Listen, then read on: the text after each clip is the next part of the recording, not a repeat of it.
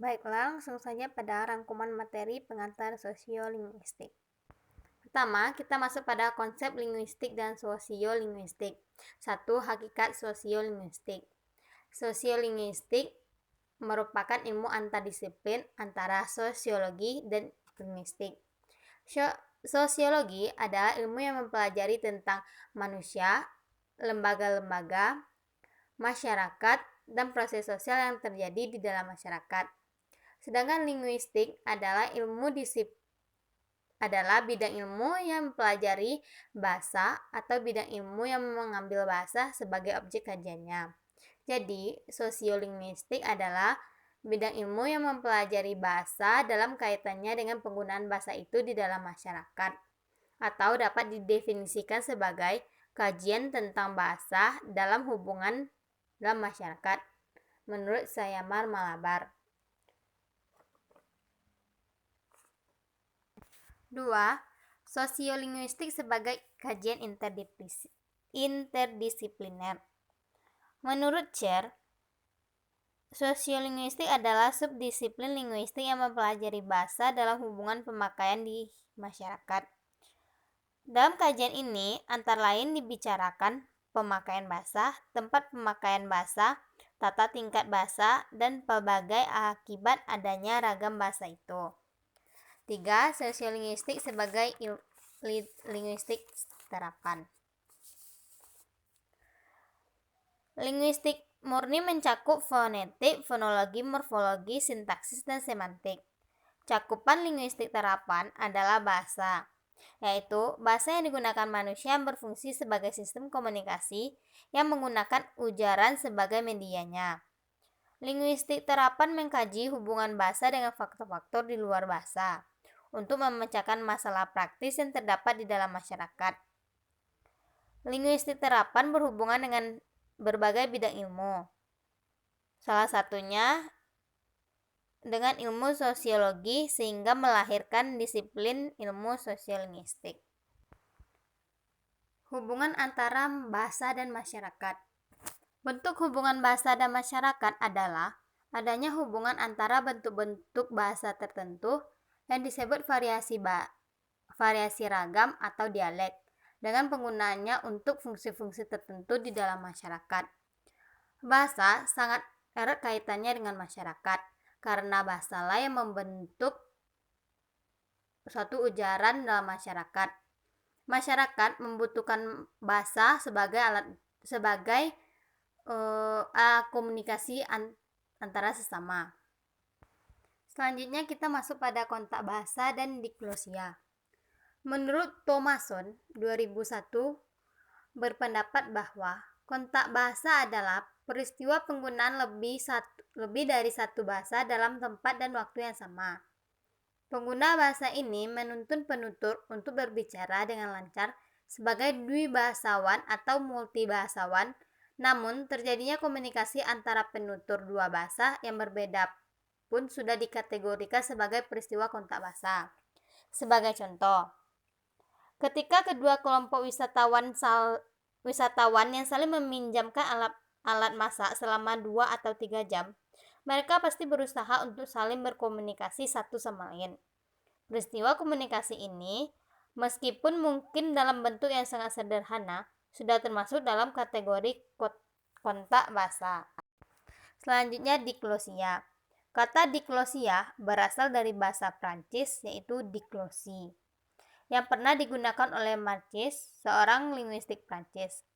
Tetapi, istilah itu menjadi terkenal dalam studi linguistik setelah digunakan oleh sarjana dari Stanford University, yaitu Ferguson, pada tahun 1958 dalam suatu simposium tentang urbanisasi dalam bahasa di Washington, D.C. Menurut Ferguson, diklosia adalah suatu situasi kebahasaan yang relatif stabil, di mana selain terdapat sejumlah dialek-dialek utama, atau lebih tepat ragam-ragam utama dari suatu bahasa, terdapat juga sebuah ragam lain. Dialek-dialek utama itu diantaranya bisa berupa sebuah dialek standar atau dialek regional. Selanjutnya, kedwibahasaan. Kedewasaan pertama kali dikemukakan oleh Bloomfield yang menyebutkan bahwa kedewasaan adalah penguasaan dua bahasa dengan sama baiknya. Namun, dapat disimpulkan bahwa kedewasaan adalah masyarakat yang mampu berbahasa dalam dua bahasa secara sempurna atau seseorang yang biasa menggunakan dua bahasa secara bergantian dalam proses interaksi sosial. 2. Keterkaitan kedewasaan dengan kontak bahasa. Menurut Wechsler, keterkaitan kontak bahasa dengan kedewasaan adalah kontak bahasa terjadi apabila dua bahasa atau lebih dipakai secara bergantian, sehingga mengakibatkan terjadinya transfer, yaitu pemindahan atau peminjaman unsur dari bahasa satu ke bahasa lainnya, sehingga dapat menimbulkan kedewasaan. Oleh sebab itu, berkaitan karena kedewasaan merupakan pemakaian dua bahasa yang dilakukan oleh penutur secara bergantian dalam melakukan kontak sosial. 3. Tingkat kedewasaan. Menurut Tarigan, tingkat kedewasaan berdasarkan sudut pandang yang dibagi menjadi sebagai berikut. 1. Berdasarkan tahap usia perolehan. Terbagi menjadi 4 jenis. Yang pertama, kedewasaan masa kecil atau infant bilingualisme. Dalam hal ini yang ditekankan adalah bahwa kenyataan seorang bayi bergerak atau beranjak dari yang tidak bisa berbicara sama sekali menuju ke bicara dua bahasa, yaitu bahasa ibu dan bahasa kedua. 2. Kedewasaan masa kanak-kanak atau child bilingualisme. Secara definisi, termasuk pemerolehan suksesif dua bahasa. 3. Kedewasaan masa remaja atau adolescence bilingual. Kedewasaan masa remaja merupakan suatu istilah yang dipakai mengacu kepada orang-orang yang menjadi kedewasawan setelah masa pubertas. Masa remaja sering terjadi pada anak-anak yang sekolah di luar atau jauh dari tempat tinggalnya. 4. Kedewasaan masa dewasa atau adult bilingualisme. Istilah ini mengacu kepada orang-orang yang menjadi dewasawan setelah usia mereka belasan tahun. B. Berdasarkan hipotesis kedewasaan terbagi atas 1. Kedewasaan subtraktif. Apabila seorang anak yang minoritas digantikan oleh taraf tertentu bahasa mayoritas. Dengan kata lain, kedewasaan subtraktif yang menghasilkan atau mengembangkan kecakapan yang terbatas saja pada bahasa pertama dan mengakibatkan kekurangan kognitif bahasa kedua. 2. Kedewasaan adiktif. Kedewasaan adiktif adalah bahasa mayoritas atau dominan dalam kebudayaan, maka pemakaian dalam pemerolehan suatu bahasa kedua merupakan suatu prestasi tambahan bagi seorang anak dan belajar kognitifnya pun menjadi jelas.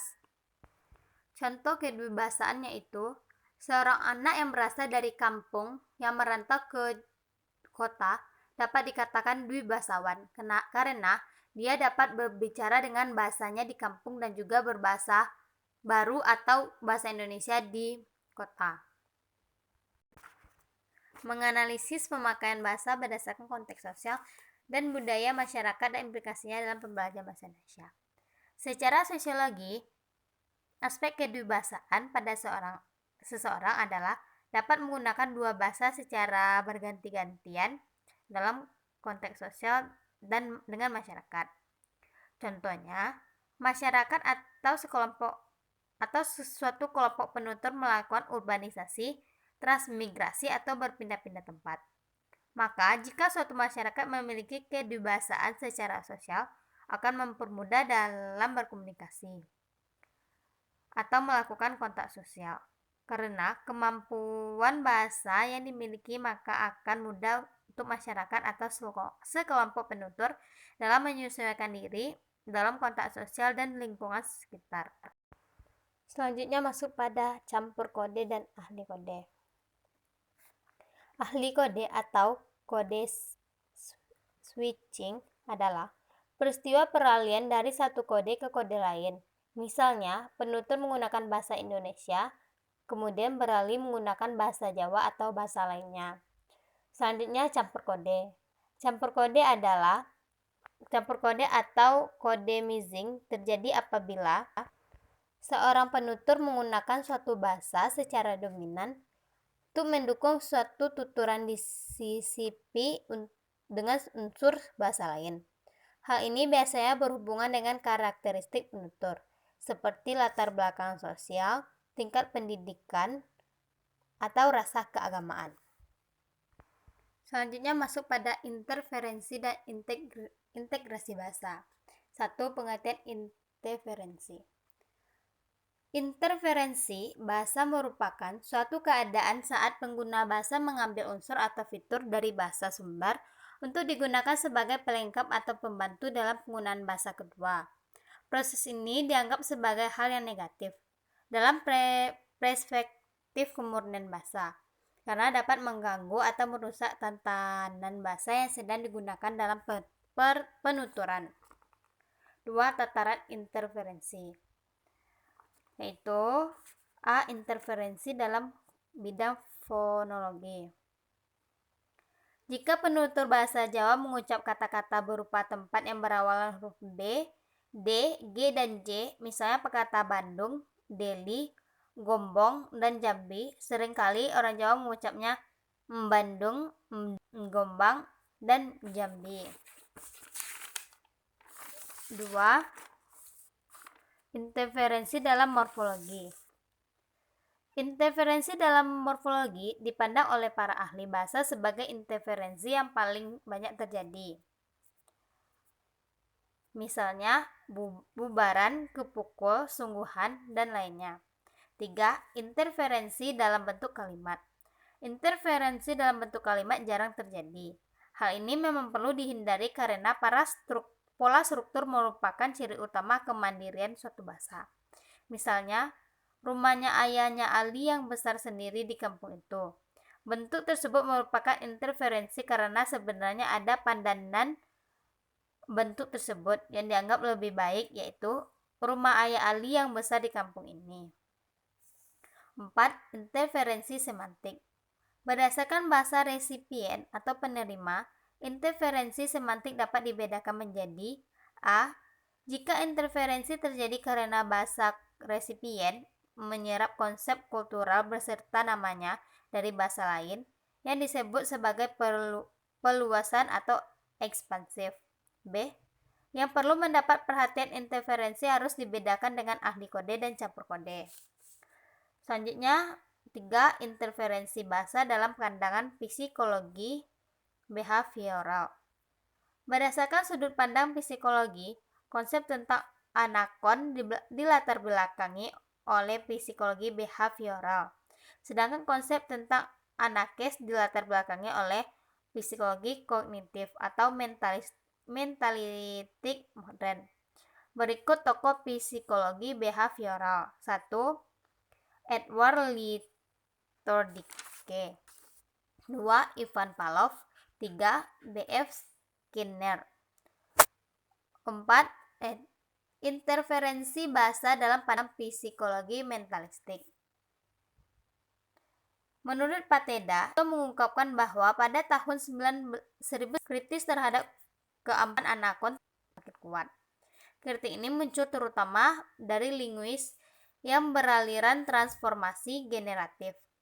Penganut anakon bertujuan untuk mengubah tingkah laku bahasa sehingga siswa harus menguasai kata dan kalimat yang nyata saja.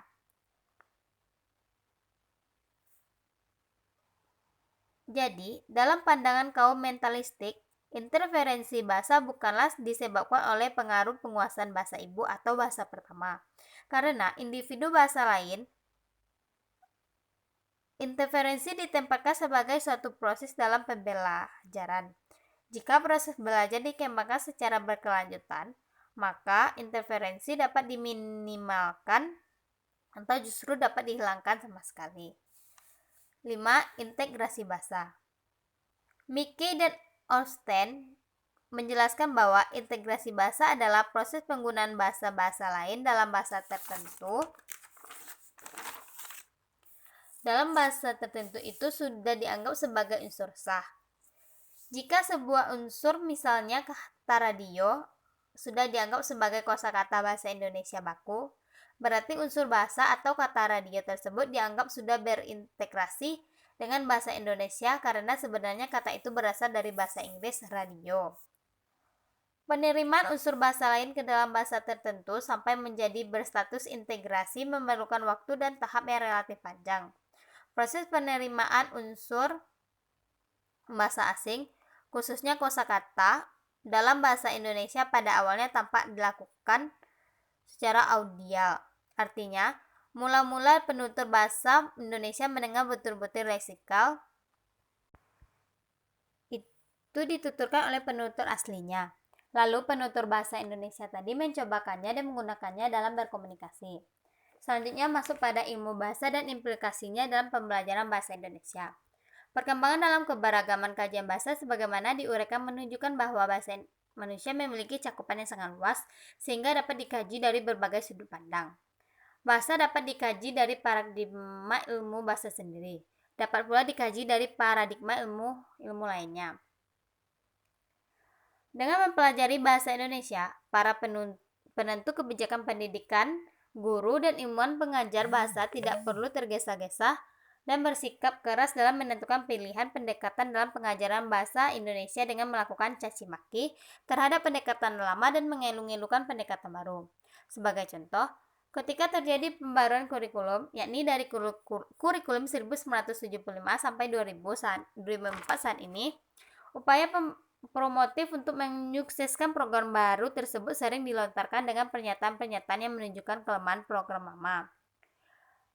Pernyataan bahwa kurikulum terdahulu syarat dengan pembelajaran tata bahasa yang tidak diperlukan, bahkan menghambat kemahiran bahasa siswa sering dikemukakan penutur ketika menjanjikan materi tataran yang dikontrakan kepadanya. Selanjutnya masuk pada variasi bahasa. 1. Konsep dasar bahasa. Konsep dasar variasi, ragam, langgam, laras dalam bahasa.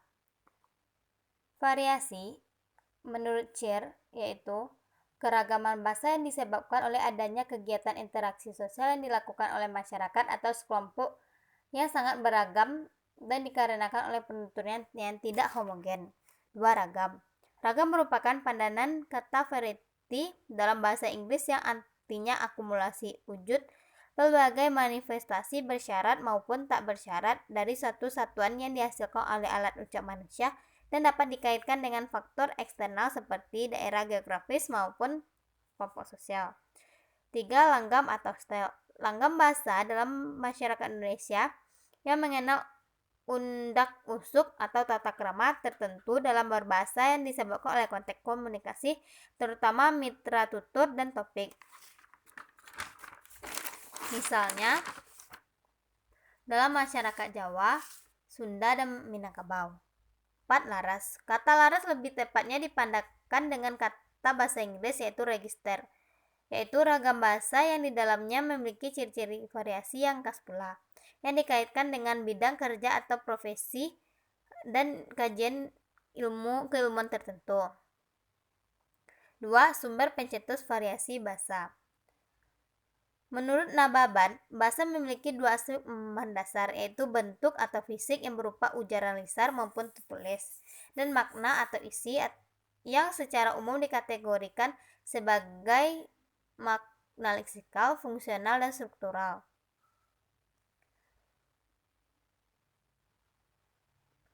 3. Kajian tentang variasi bahasa dalam linguistik umum dan interdisipliner keilmuan lainnya. 1. Kajian sosiolinguistik.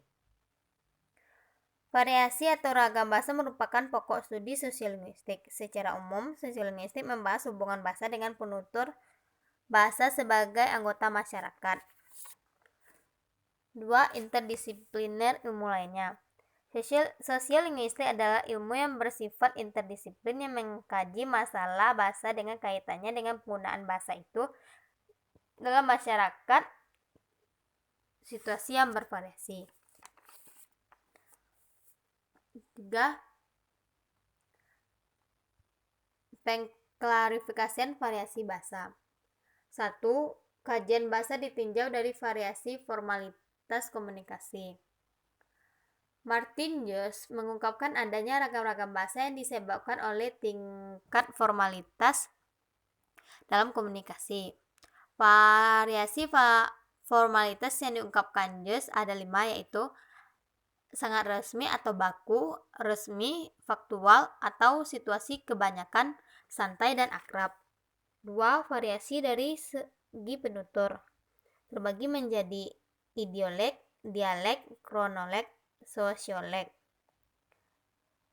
3. Variasi bahasa berdasarkan pemakaiannya terbagi menjadi diglosia, kroel, lisan, non-standar, pidgin, register, repertoar, reputasi, standar, tulis, bahasa tutur sapa, kan, dan jargon.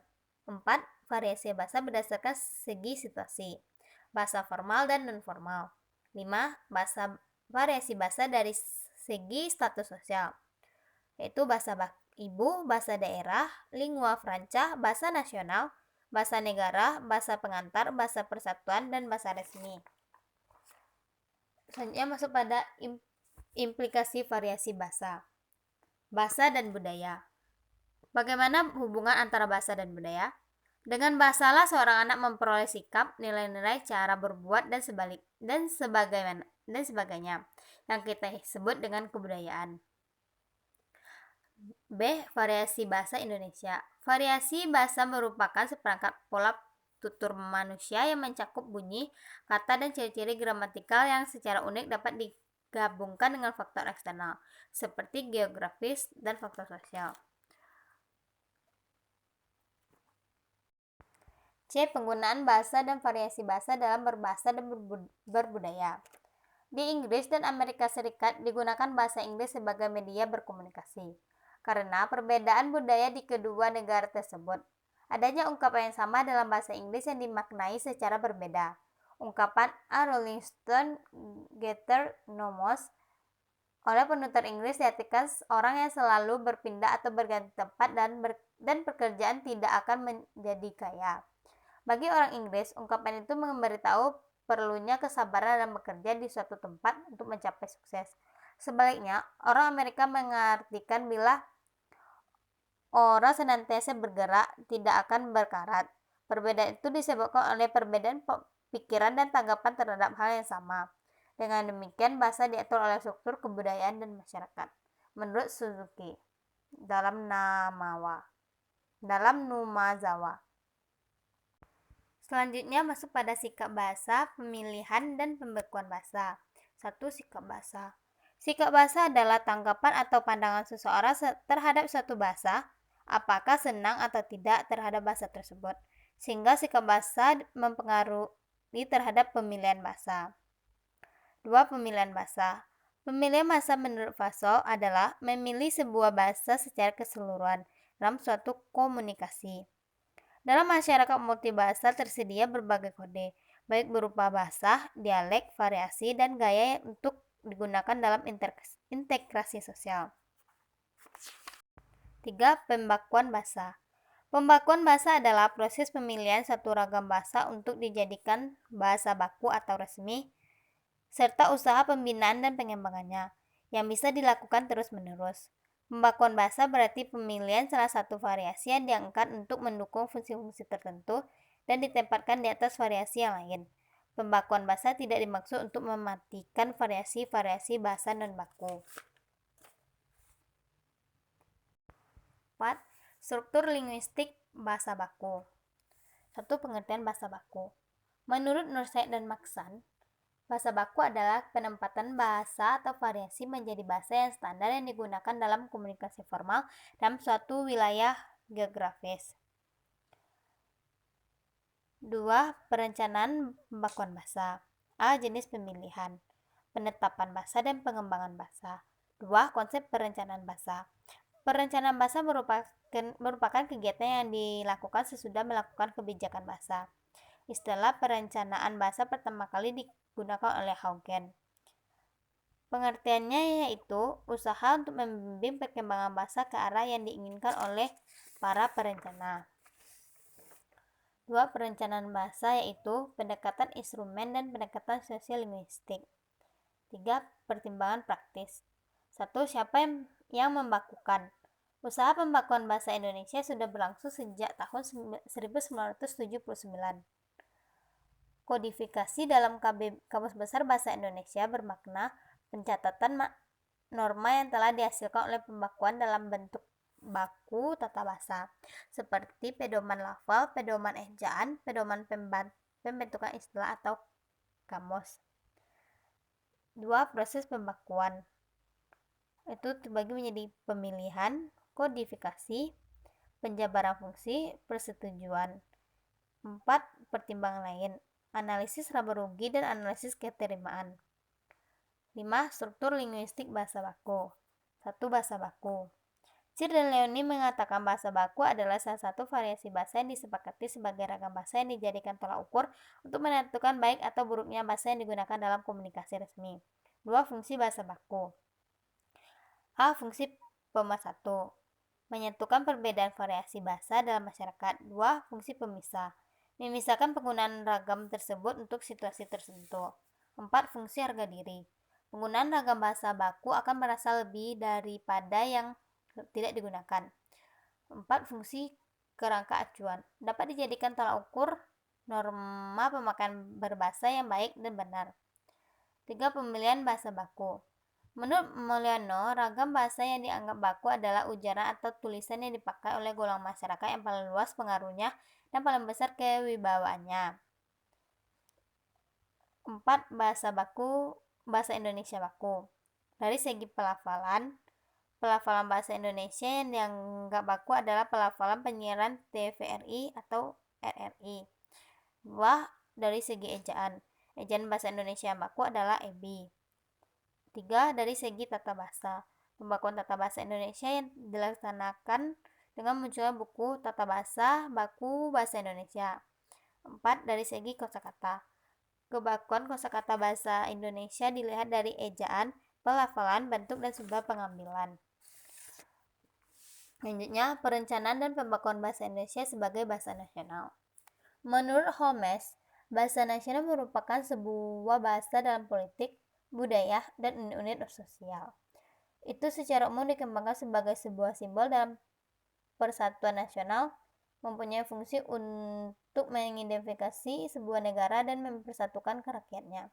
Suatu bahasa resmi sebaliknya adalah suatu bahasa sederhana yang mungkin digunakan oleh pemerintah. Ini masuk pada pendayagunaan sosiolinguistik dan pembelajaran bahasa Indonesia. 1.